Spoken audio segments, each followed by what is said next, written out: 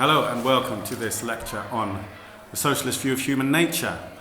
And socialists are generally considered to have an optimistic view of human nature, especially when compared to liberals and conservatives.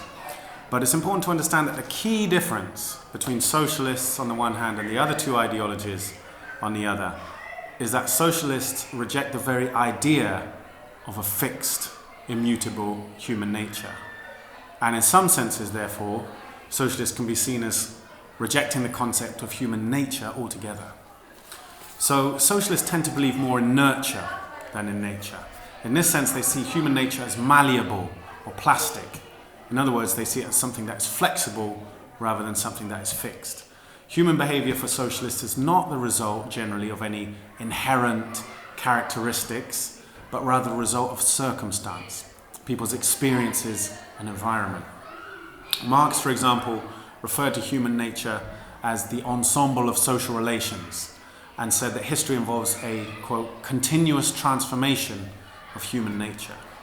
What Marx is suggesting here is that what appears to us as our natural condition is in fact more often a product of our material circumstances, the social order in which we live.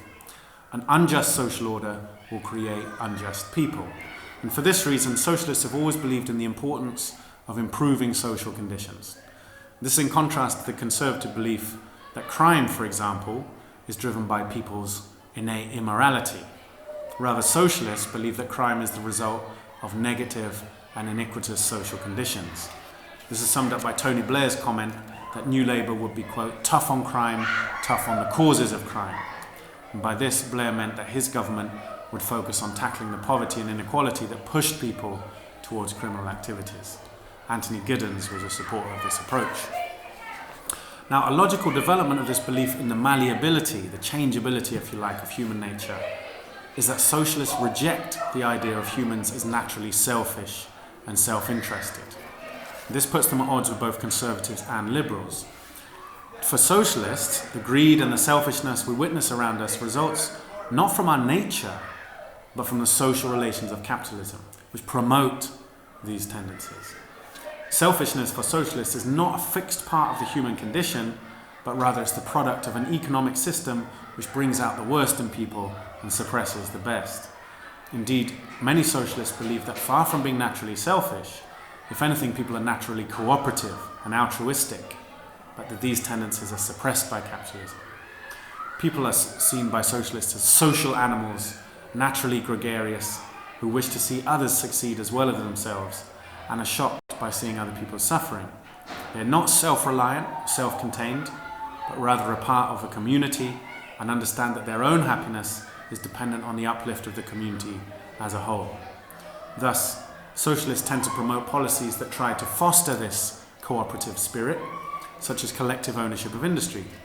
Communists such as Marx, Engels, and Rosa Luxemburg have always advocated a fully socialized, that is, collectively owned economy, which would bring out and develop people's natural tendency towards cooperation and working together for the common good.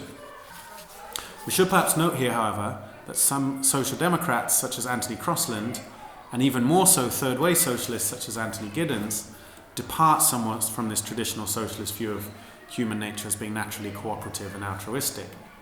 Whilst they accept that this is part of the story, they also believe that people do have some element of self-interest. People cannot, therefore, be expected to work solely for the common good, but believe that some level of individual reward is necessary to motivate people.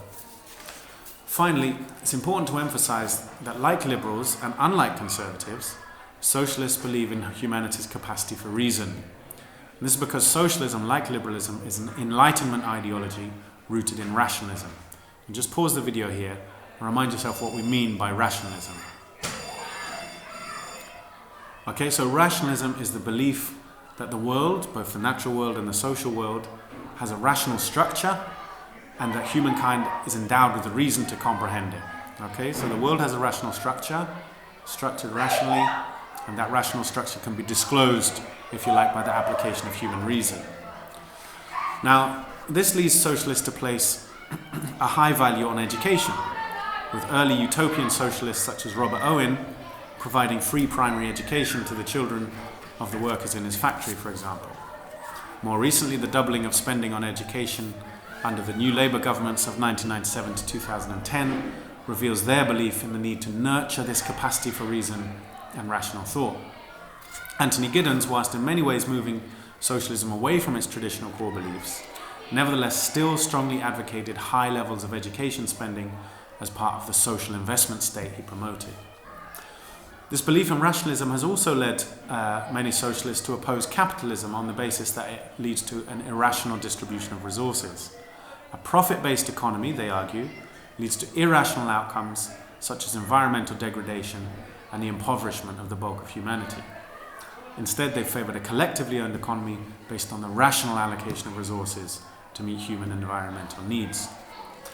So in this lecture, I've tried to highlight three elements of the socialist view of human nature. Firstly, that it is malleable. It's a product of social circumstances rather than something fixed and immutable. Secondly, that socialists tend to believe people are naturally cooperative rather than competitive or selfish. And thirdly, that socialists, like liberals, tend to believe in rationalism and therefore believe that people are rational creatures.